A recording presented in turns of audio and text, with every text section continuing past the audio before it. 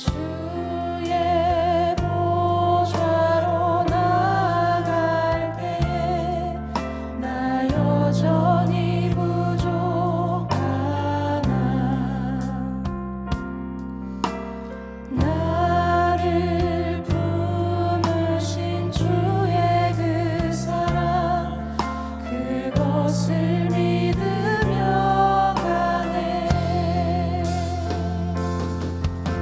자격 없는 내 힘이 아니 오직 예수님의 보혈로. 자격 없는 내 힘이 아니 오직 예수님의 보혈로.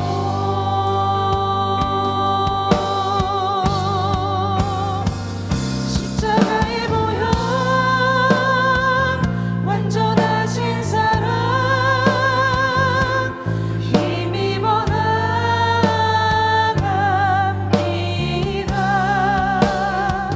십자가의 보혈, 완전하신 사랑, 힘입어 예배합니다.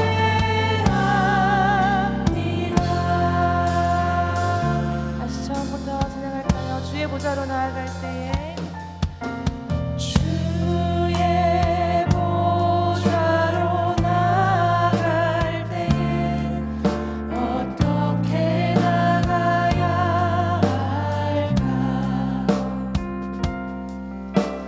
나를 구원한 주의 십자가, 그것을 믿으며 가네. 주의 보좌로 나아갈 때에 나 여전히 부족하나. 나를 품으신 주의 그 사랑, 그것을 믿으며 가네. 자격 없는 내 힘이 아닌, 자격 없는 내 힘이 아닌 오직 예수님의 보혈로. 자격 없는 내 힘이 아닌 오직 예수님의 보혈로.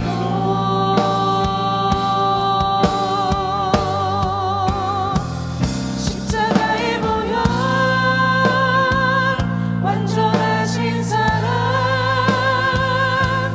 힘입어 나아갑니다.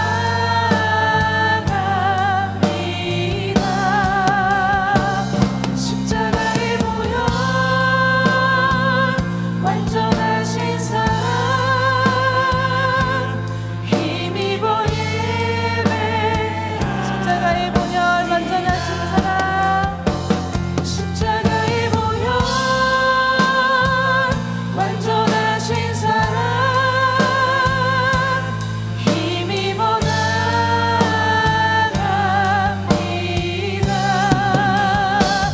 십자가의 보혈, 완전하신 사랑, 힘입어 예배. 구원하심이 보좌에 앉으신,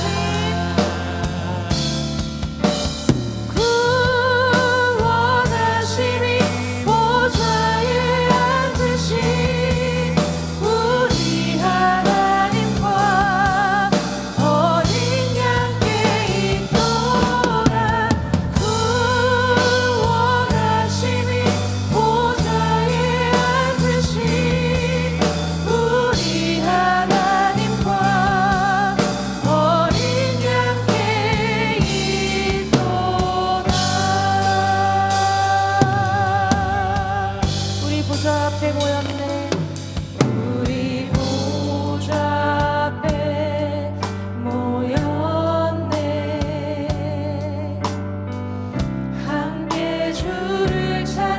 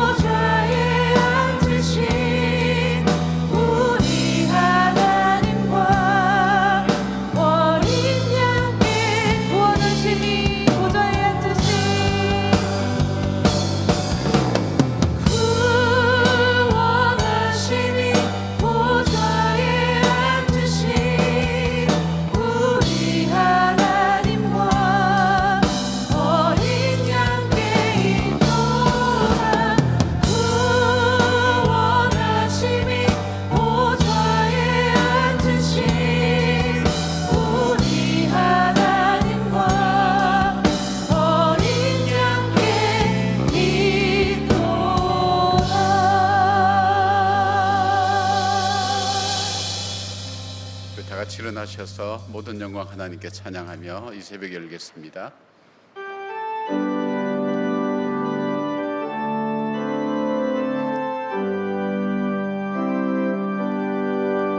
모든 영광을 하나님께,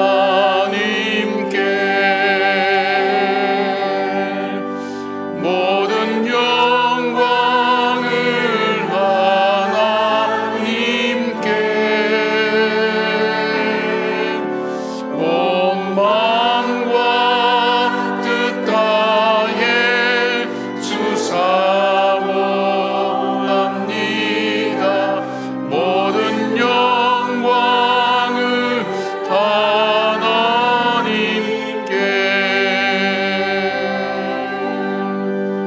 예수님 찬양 받으소서.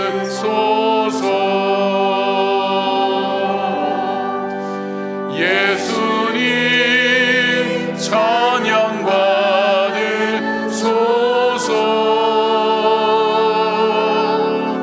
죄 사했네 우리 위에 성령 주셨네. 예수님 찬양 받으소서.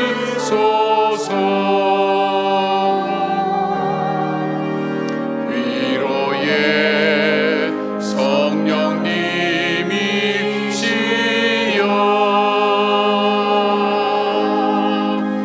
위로의 성령님이시여,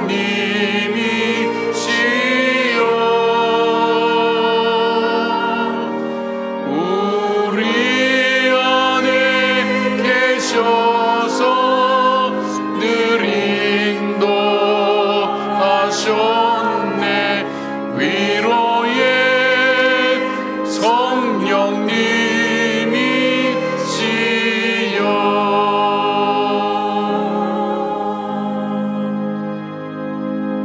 시간의 주인이신 하나님, 우리 마음을 엽니다. 3월 26일 이 새벽 주님께 영광 돌림으로 시작하는 이 예배가 하나님께 영광이 되게 하시고 저희들에게는 평강과 은혜가 되게 하시며 삶의 방향과 목적과 삶의 의미를 찾는 복된 시간이 될 수 있도록 하나님 인도하여 주시옵소서.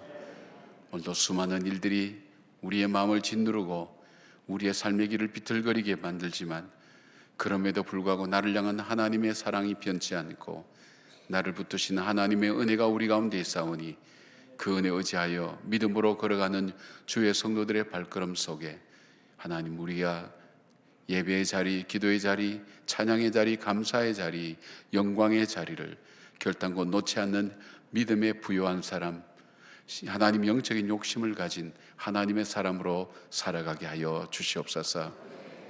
수많은 세상의 이야기 속에 오늘도 하나님 말씀 앞에 귀를 기울이며 이 아침을 엽니다. 우리의 가슴 속에 주의 말씀을 심어주시고 그 말씀을 따라 살아가는 저희들 될 수 있도록 주님 영광과 찬양을 받아주시기를 간절히 소원합니다. 우리 가운데 계셔서 우리 예배를 받으시는 우리 주 예수 그리스도의 이름으로 기도드리옵나이다. 아멘. 자리에 앉으시고요. 첫째 날은 그냥 한번 와보는 날인데 둘째 날 오신 분들은 보통 분들이 아닙니다. 우리 좌우에 보시면서 보통 분들은 아닌 분들에게 정말 주님의 평강을 기원합니다. 축복하십시다. 주님의 평강을 기원합니다.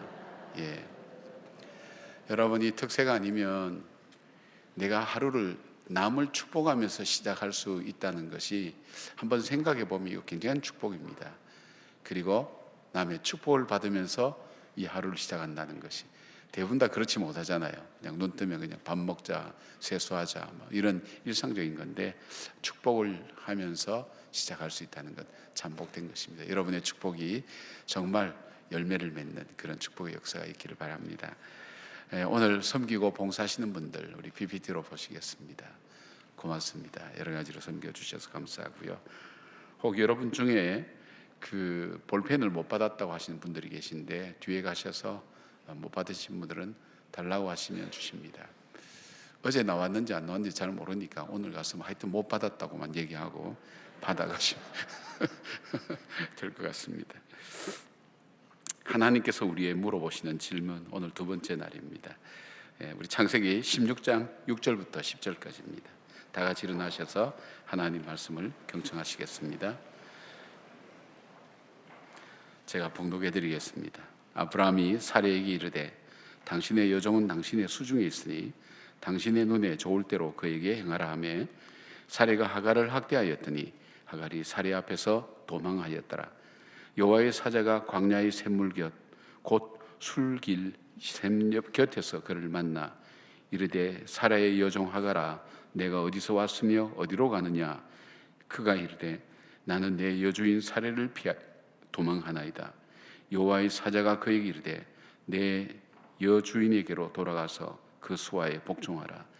여호와의 사자가 또 그에게 이르되 내가 내 씨를 크게 번성하여 그 수가 많아 셀 수 없게 하리라. 이것은 하나님의 말씀입니다. 아멘.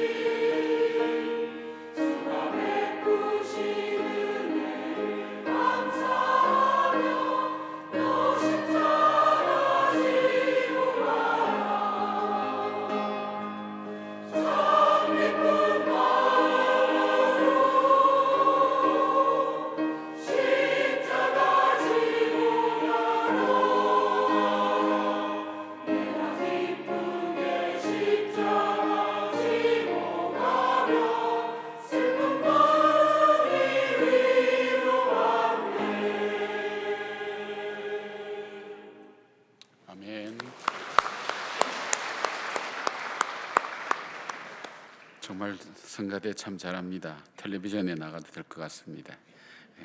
내가 할 수 있는 것은 우리 찬양하겠습니다.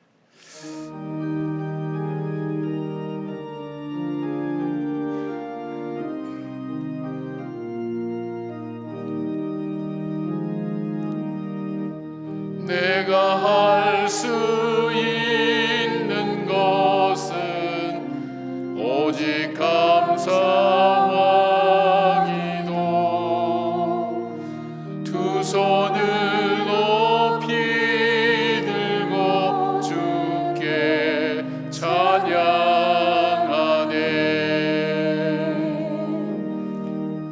내가 할 수 있는 것은 오직 감사와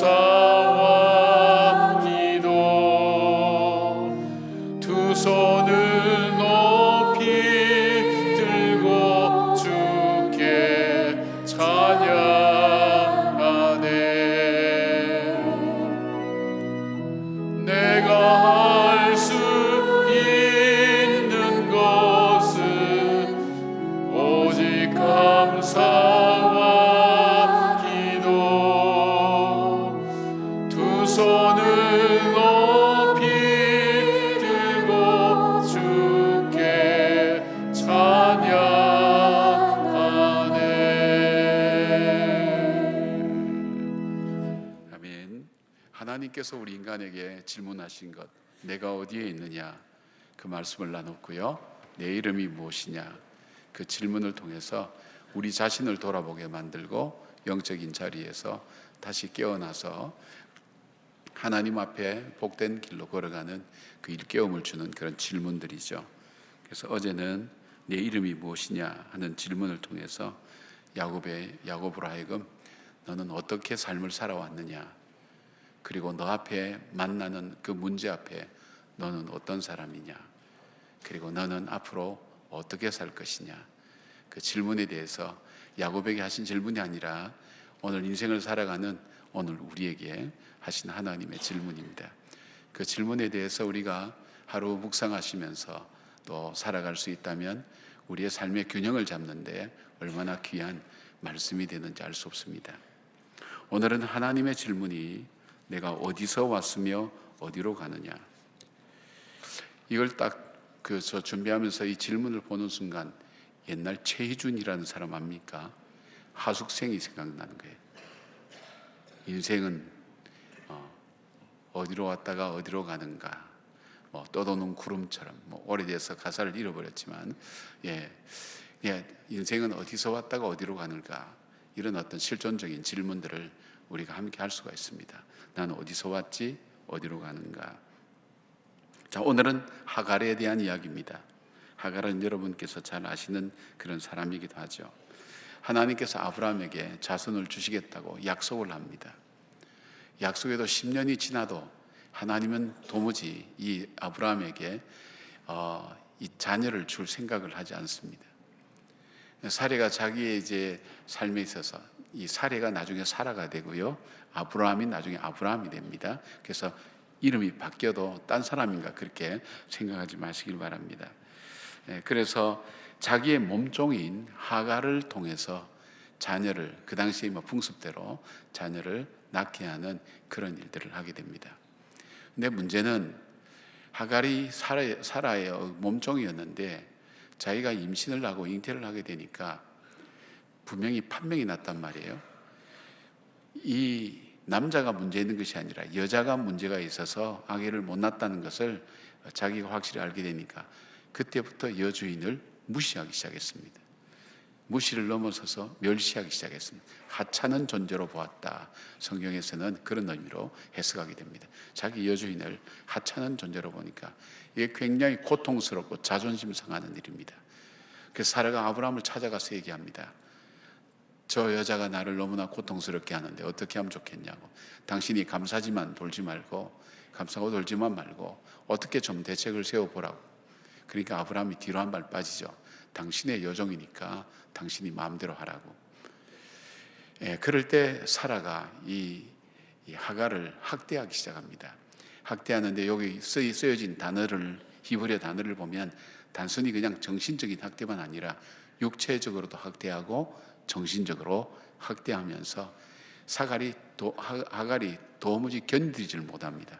그래서 알 수 없는 곳으로 정처 없이 그는 그 집을 나와버리게 됩니다. 광야에 들어갑니다.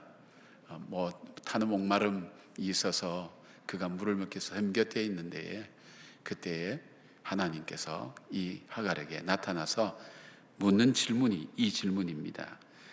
사레의 여종 하갈아, 내가 어디서 왔으며 어디로 가는가. 여기에 사용된 단어 어디라고 하는 이 단어는 이 내가 어디 있느냐 할 때 이 단어하고 내 아우가 어디 있느냐 할 때 이 어디, 바로 동일한 단어입니다. 그러니까 인간이 살아가는 삶의 여정 속에서 우리로 하여금 정신을 번쩍 들게 만들면서 깨닫게 해주는 그런 표현을 쓸 때 이 어디라는 이 단어를 쓰게 됩니다. 그때 이 사라의 이 박해를 피해서 도망가는 이 하갈이 이렇게 대답합니다. 내 여주인 사레를 피하여 도망갑니다. 그렇게 말할 때 하나님께서 9절에 이렇게 말씀합니다. 그에게 이르되 내 여주인에게로 돌아가라.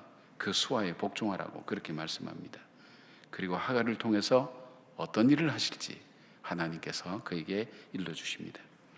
하갈이 감격하죠. 자기는 철저하게 외로웠는데, 혼자였는데 아무도 알지 못하고 그리고 지금도 알지 못하는 이 광야, 어딘지도 모르는 이 광야에서 버려진 존재로 이대로 죽는 것 같다는 생각을 하고 있었는데, 그 아브라함의 그 하나님이 자기에게 나타나셔서 말씀하시고 자기에게 행할 일들을 약속하시고 떠나니까 그 감격과 기쁨에서 그곳 이름을 브엘라 헤로이라고 이름을 짓게 됩니다. 사라보다도 먼저 하나님을 만난 사람이 하갈이죠. 이 뜻이 뭐냐면 나를 살피시는 하나님, 나를 감찰하시는 하나님이다. 그렇다면 우리가 하나님께서 하갈에게 내 여주인에게로 돌아가라 이렇게 말씀하시면서 물었던 질문들, 너는 어디서 와서 어디로 가는가 하는 이 질문의 의미가 뭘까요? 첫 번째는 하나님께서 말씀하시기죠. 언약의 자리를 떠나지 말라는 말씀입니다. 지금 하갈은 아브라함 집을 떠나서 알 수 없는 곳으로 가는데, 그가 가는 방향이 지금 알고 보니까 자기 고향 이집트로 본능적으로 가고 있는 거예요. 그러니까 자기가 본능적으로 회개 본능에 의해서 가고 있는 거예요. 근데 이 가는 게 문제가 아니라 지금 하나님이 보시는 관점은 떠나지 말아야 할 곳을 떠나고 가지 말아야 할 곳을 향해 가고 있다는 말씀입니다. 아브라함의 가나안 땅은 하나님의 약속의 땅이죠. 그래서 애굽은 이스라엘을 압제하고 하나님의 심판을 받는, 저주를 받는 땅으로 이해할 수가 있습니다. 우리가 영적으로 본다면. 그렇다면 하갈은 언약의 땅에서 버림받은 곳으로 가고 있습니다. 하나님은 하갈에게 아브라함의 집을 떠날 이유가 있다 할지라도, 왜 떠났죠? 사례가 나를 학대해서 못 견뎌서 떠났다고, 사례 때문에 내가 떠났다고, 떠날 이유가 분명히 있죠. 그래도 그것을 떠나지 말고 돌아가라 그렇게 말씀하시고 너의 여주인에게로 돌아가서 그 수하에 복종하라고 말씀합니다. 이해가 안 되시죠? 박해와 어려움 받으면 이스라엘 백성은 구원해 냈는데 이 여인에게는 박해와 멸시받는 그 자리로 다시 돌아가라는 거예요. 그래서 거기서 순종해라, 바로 이렇게 말씀하시는 거예요. 그러니까 여기 복종하다는 이 단어는 비굴하게 하는 것이 아니라 자발적으로 순종하라, 바로 이런 표현입니다. 가서 자발적으로 순종하라. 순종하고 싶어도 못하는데 그 고난과 시련을 견디고 순종하라니 하나님 그 말이 됩니까 하는 그런 생각을 가질 수가 있습니다. 신앙적으로 말하면 하나님의 통치가 이루어지는 곳을 벗어나서 자기 길을 가는 하갈에게 하나님은 하나님의 약속의 땅으로 돌아가라고 그렇게 말씀합니다. 성경에 보면 나오미라는 사람이 있죠. 하나님의 약속의 땅 베들레헴에 사는 그곳에 가뭄이 극심해서 자녀들하고 한번 잘 살아보겠다고 어디로 가는가 하면 풍성해 보이는 모압 땅으로 가게 됩니다. 하나님의 약속의 땅을 떠나서 그 땅에 가뭄이 심해서 떠날 수밖에 없는 상황이었지만, 그가 그 땅을 떠나서 모압 땅으로 들어갔을 때에 사실상 그는 처음에는 평안한 것 같았지만 그의 삶은 더 피폐해지고 남편 죽고 두 아들마다 죽고 세 과부만 남게 되는 가장 비참한 삶으로 그는 전락하게 됩니다. 그리고 그의 회복은 어디서부터 회복되기 시작하는가 하면 그가 모든 것 다 잃어버렸지만 하나님의 약속의 땅 베들레헴으로 다시 돌아감으로부터 그의 회복이 시작되는 것을 보게 됩니다. 여러분, 우리가 살다 보면 고통과 어려움으로 그 현장을 벗어나고 그 상황을 벗어나고 싶을 때가 많습니다. 어디로 갈지 모르면서도 그곳만 떠나면 나는 자유할 것 같다고 그렇게 생각되지만, 그러다 보면 나도 알지 못하는 깊은 광야, 바로 애굽이라는 깊은 광야로 점점 들어가게 되고 저주의 땅으로 들어갈 수밖에 없는 것입니다. 참 우리들의 삶을 이래 바라보면 보통 그런 얘기합니다. 어떤 일을 만나는 것, 불행한 일을 만나는 사람들이 불행한 인생을 사는 것이 아니다는 거예요. 좋은 일을 만난 사람이 좋은 인생을 사는 게 아니라는 거예요. 그 일을 만났을 때 그 일을 어떤 태도와 어떤 자세로 어떤 선택을 하느냐에 달려서 그 저주와 죽음과 고통의 삶이 복된 삶이 될 수도 있다. 이거는 일반 학자들이 사람들의 삶을 연구해서 발표한 겁니다. 그러니까 그 불행한 일 자체가 인생을 불행하게 만드는 게 아니라 그것을 어떻게 받아들이느냐에 따라서 달라진다는 거예요. 근데 오늘 하나님께서는 이 하갈에게 하신 말씀이 축복의 땅, 약속의 땅을 떠나지 말라. 다시 말하면 너는 떠나지 말아야 될 곳을 떠났고 또 가지 말아야 될 곳을 향해서 가고 있다. 여러분 한번 어려운 만나면 사람들이 그럽니다. 여러분 예를 들면 쉽게 들으십시다. 오늘 비가 오니까 조금 조심해서 길을 가다가 물도 피하고 가다가 한번 물에 딱 적셔지면 그 다음부터 에이 그러면서 물이건 뭐건 그냥 밟고 막 지나갑니다. 내가 한번 어려움 당하면 스스로 자기를 자책하고 내가 이렇게 살아서 뭐하냐 하는 마음 때문에 스스로 자기 삶을 엉망으로 몰고 가는 사람이 있다는 겁니다. 비록 그런 일을 만났다 할지라도 오늘 하나님 말씀은 그 길을 가지 말라는 겁니다. 축복의 땅, 하나님께서 예비하신 땅, 하나님께서 약속하신 땅에 머물러라. 그럼에도 불구하고 여호와의 말씀을 따라 사는 사람은 시냇가의 신경 나무처럼 시절을 주다 과실을 맺는 하나님의 축복의 삶이 있다는 것을 말씀하고 있습니다. 어렵다 할지라도 하나님께서 언약하신 그 땅에 머무는 삶, 교회 생활할 때요, 나는 누구 때문에 무엇 때문에 교회를 떠난다는 사람을 종종 봅니다. 저희 교회도 종종 봅니다. 그런데 공통적으로 보는 것은 신앙생활 가셔서 잘하시는 분들도 많이 있지만은 잘 못하고 신앙 영적으로 방황하는 분들이 참 많습니다. 쉽지 않습니다. 교회를 아마 여러분 중에도 교회를 옮겨오신 분들도 있겠지만은 참 적응한다는 것, 와서 신앙생활 새롭게 한다는 게 쉬운 일이 아닙니다. 그러나 우리가 환경과 여건이 바뀌어도 중요한 것은 내 중심이 하나님 곁에서 머물러 있는 바로 그 마음에서, 그 삶에서 떠나지 말라고 그렇게 말씀하는 것입니다. 내가 어렵고 힘들지만 하나님이 약속하신 그곳에 머물러서 하나님의 은혜를 구하는 삶을 택하라는 것입니다. 하나님께서 자기를 학대한 그리고 자기를 도망하게 한 여주인에게로 돌아가서 복종하라는 것은 스스로 낮아지게 돼서 자원하는 순종을 하라고 말씀합니다. 왜일까요? 하나님은 약속한 그곳에서 이 딸을 통해서 이루실 하나님의 계획이 있기 때문입니다. 고난을 감당하며 순종함으로 이루어가야 될 하나님의 뜻이 있기 때문입니다. 요셉은 그가 노예로 팔려가도 스스로 순종하며 하나님 곁에 그는 떠나지 않았습니다.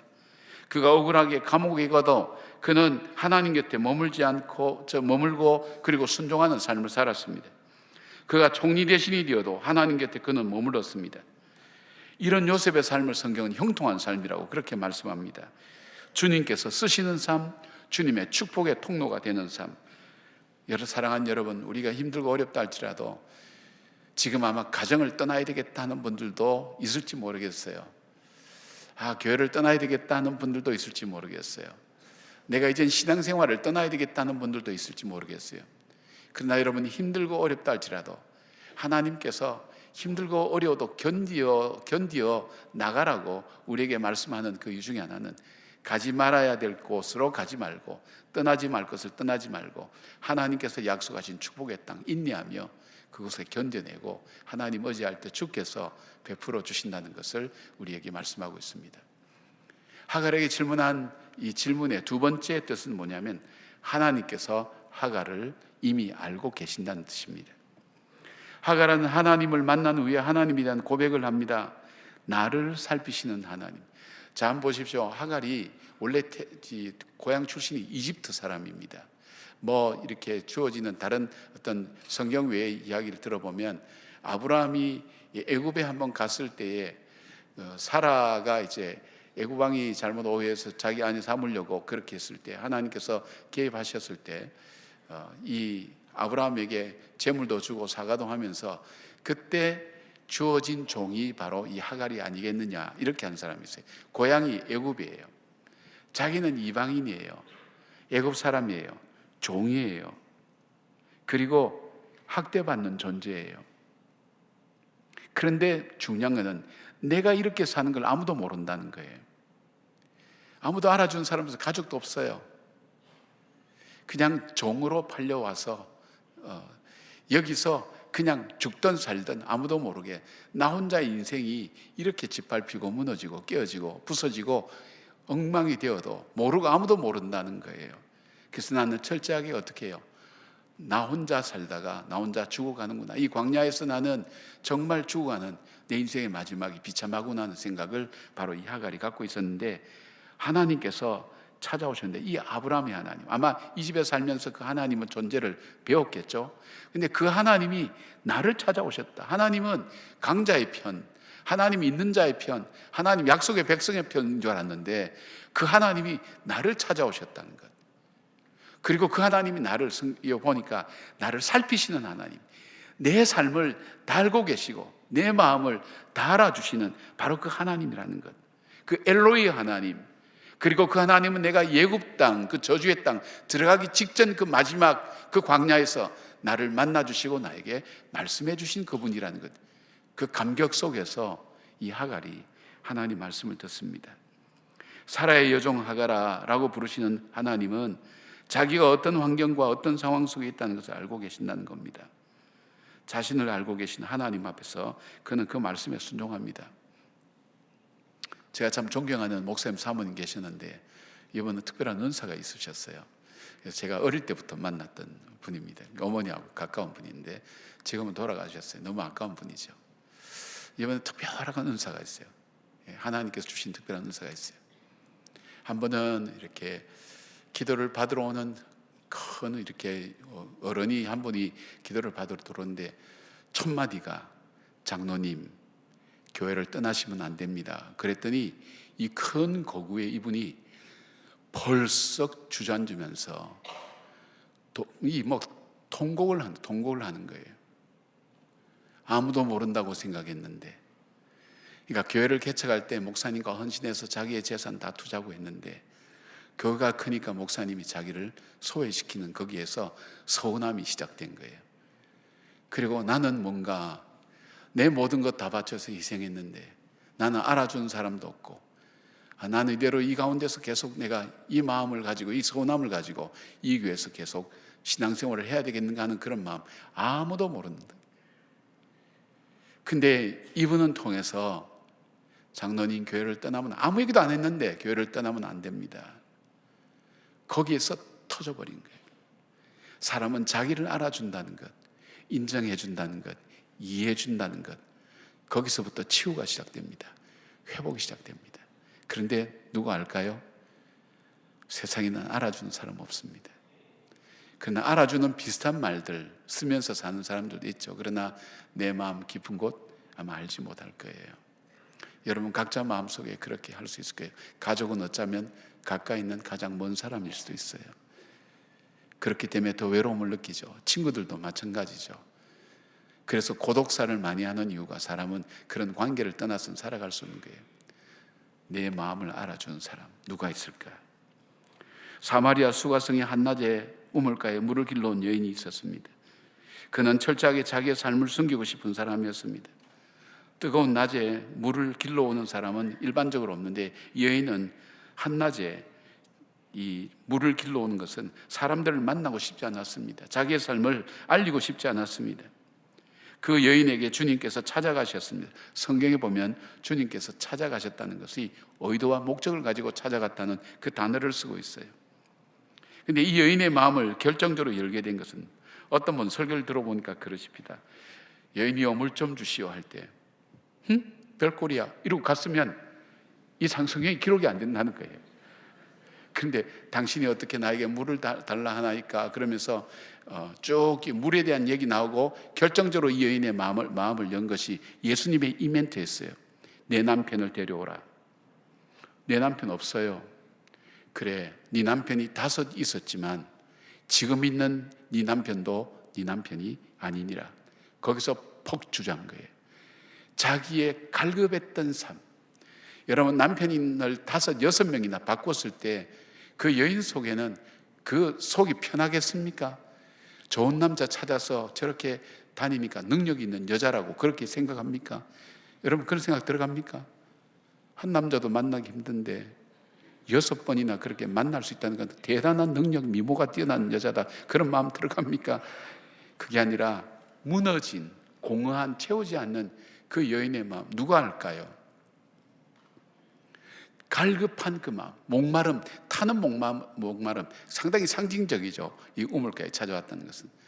근데 주님이 말씀하는 게 자기의 살아온 과거를 아는 거예요. 이 표현은 너의 과거를 알고 있다는 거예요. 거기서 눈이 열립니다.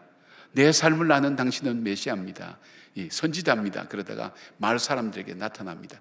그렇게 부끄러워서 만나고 싶지 않는 그 사람들에게 다가서 메시아 그리스도가 여기 있다고, 예수님이 여기 계신다고, 내 삶을 아시는 그분이 거기 있다고 그렇게 고백하며 이 말씀 속에서 주시는 교훈을 우리는 알게 됩니다.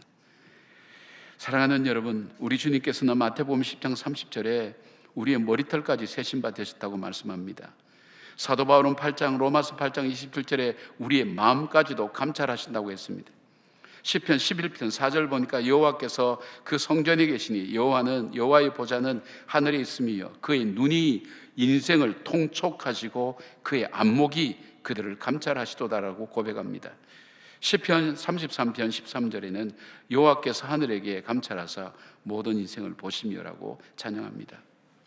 어제 말씀을 준비하면서 어떤 찬양이 좋을까 할 때 주님과 같이 내 마음 만지는 분이 없네, 그 찬양이 생각나서 그 찬양을 이렇게 유튜브로 이렇게 들었어요. 듣는데 저도 모르게 눈물이 쭉 흐르더라고요.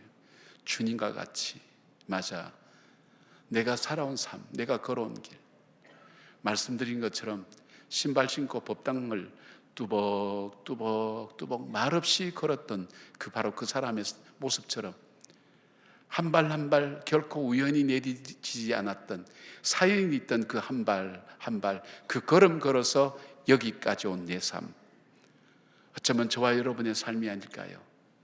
아무도 알아주지 못했던 고독의 삶, 외로워서 만나고 외로워서 함께 지냈는데, 그러나 그 속에서 알지 못하는 또 다른 외로움이 내 삶에 다가올 때 나는 철저히 혼자 사는구나, 인생은 혼자 사는 것이 인생이구나 하는 생각으로 머물러 있을 때에 바로 이 여인에게 찾아오셔서 내 남편을 데려오라고, 살아온 삶을 안다는 거예요. 내가 너를 안다, 주님께서 나를 감찰하시고 알고 계신다.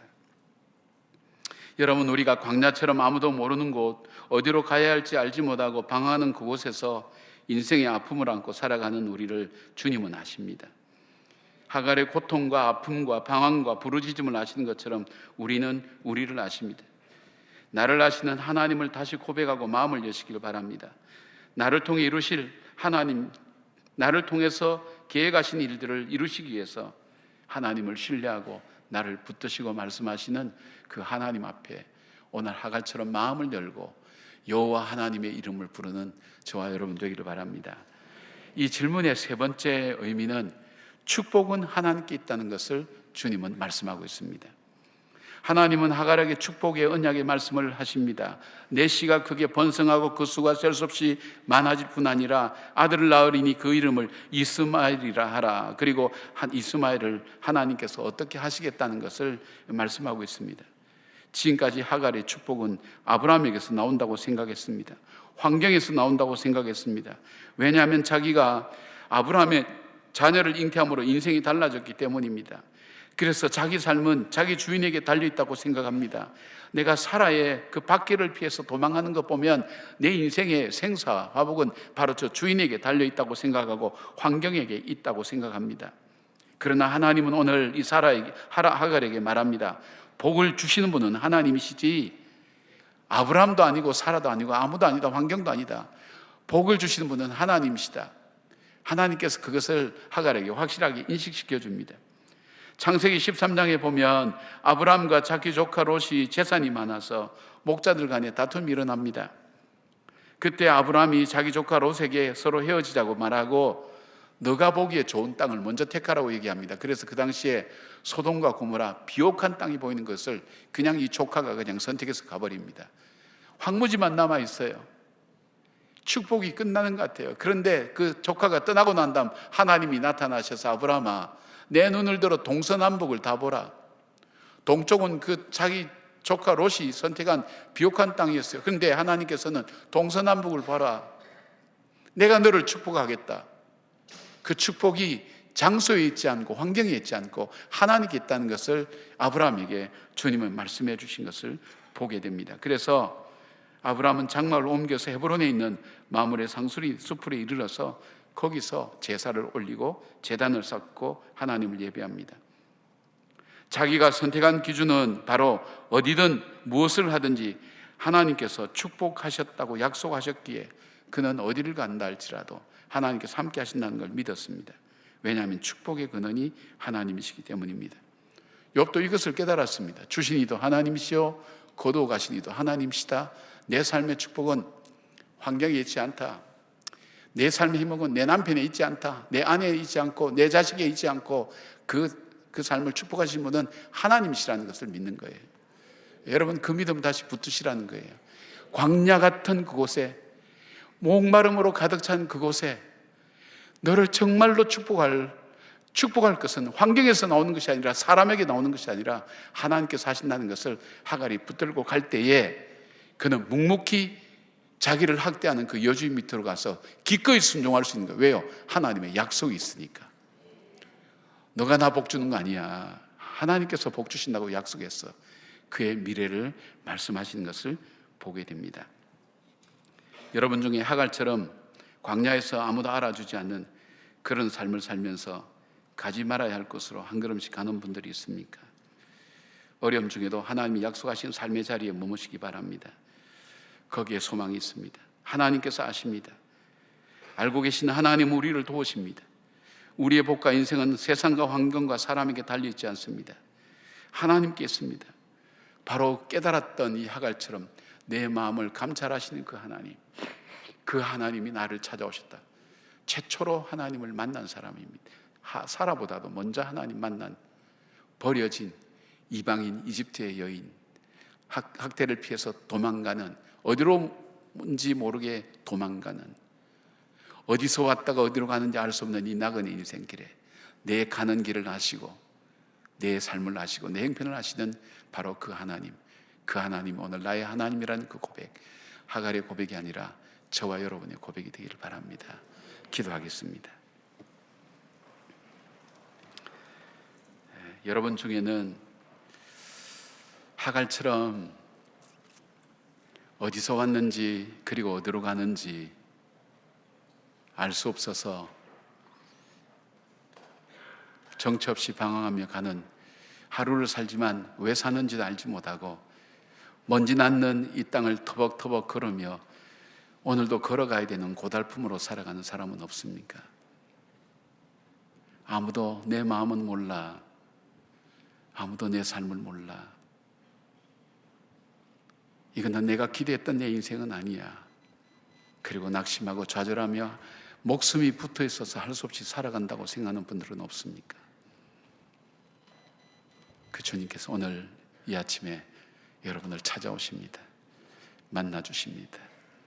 그리고 주님밖에 없다고 고백하도록 우리의 삶을 붙들어 주십니다. 그 주님 앞에 잠깐이라도 우리 고백할까요? 주님, 제가 약속의 땅, 축복의 땅 떠나지 않겠습니다. 제가 기꺼이 그 고난과 어려움을 순종하며 참아내겠습니다. 이겨내겠습니다. 성령님, 나를 도와주십시오. 내 가는 길도 아시는 그 주님, 나의 형편과 사정도 아시는 주님, 그 주님 때문에 내가 다시 살겠습니다. 다시 일어서겠습니다. 주님, 저를 붙들어 주십시오. 나의 복은 주께 있습니다. 그 고백을, 짧은 고백을 우리 잠깐만 주님 앞에 드리십시다.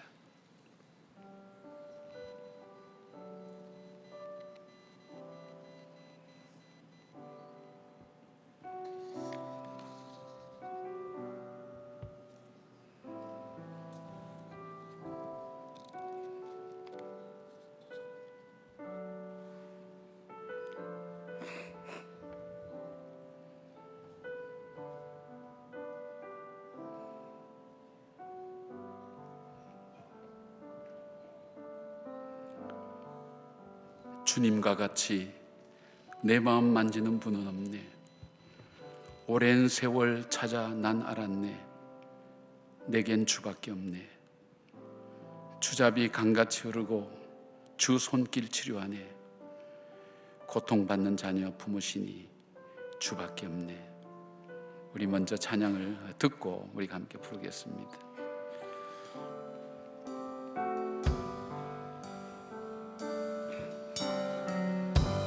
주님과 같이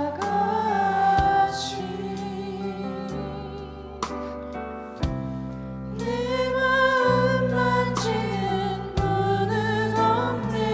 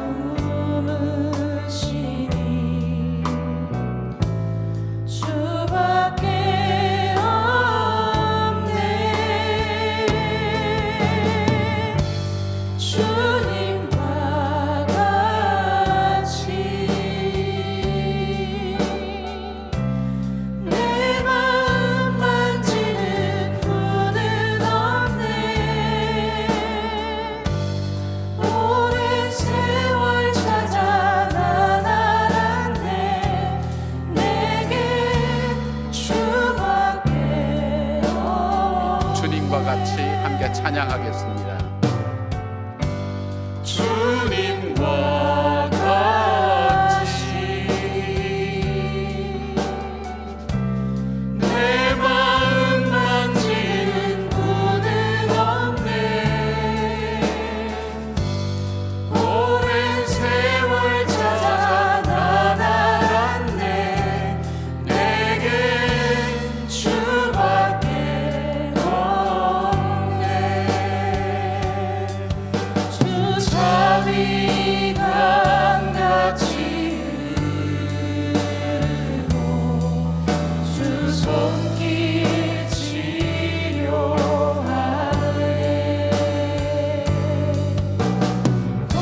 고통받는 자녀 부르시니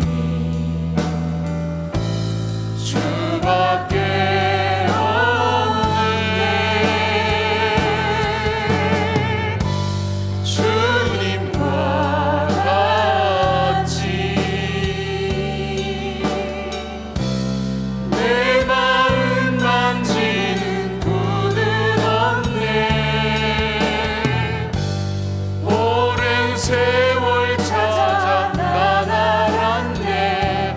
내겐 주밖에. 주자비 강같이 흐르고 주자비 강같이 흐르고 주 손길 치료하네.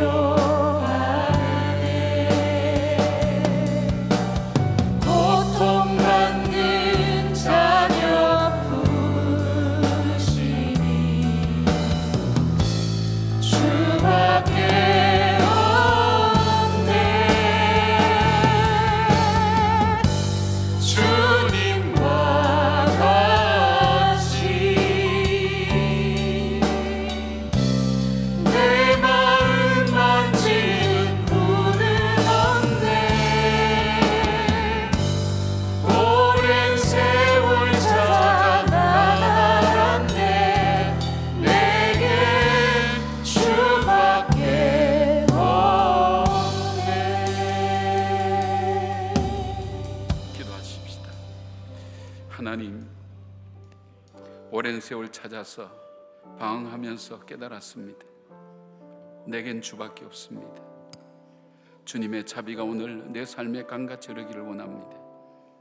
주님의 손길이 내 상처난 마음을 치료하시기를 원하십니다. 버려지고 때로는 팽개쳐지고 남겨진 보잘것없는 내 인생을 품으시고 사랑하시고 안으시는 그 주님, 사마리아 수가성 여인이 발견한 그 주님을 내가 다시 붙듭니다. 그 주님 때문에 다시 시작하겠습니다. 그 주님 때문에 낙심하지 않겠습니다. 주님의 그 약속 붙들겠습니다. 우리와 함께 하여 주시고 사랑하는 주님의 자녀들 눈에서 흐르는 그 눈물을 닦아주시며 엄마의 품에서 젖을 빨고 그 품에 잠든 그 아이의 평안함을 허락하여 주시고 함께하여 주시옵소서. 우리의 마음을 만지시는 주님을 고백하는 저희들 되게 하시고 내가 어디로 왔다가 어디로 가느냐 묻는 그 질문 앞에 믿음으로 응답하는 저희들의 삶이 되게 하여 주시옵소서. 이제는 우리 주 예수 그리스도의 은혜와 우리 하나님의 사랑과 성령님의 함께 하심이 어디서 왔다가 어디로 가느냐는 주님 질문 앞에 대답하며 고백했던 하갈의 고백이 오늘 나의 고백 되기를 원하며 고난과 때로는 순종의 삶이지만 소망을 바라보며 기쁨으로 걸어가는 내 삶의 근원이요 생사복의 주관자 되신 우리 주님을 믿는 믿음으로 살아가기를 다짐하는 주님의 자녀들 머리 위에 지금부터 영까지 함께 하시기를 간절히 축원하옵나이다. 아멘.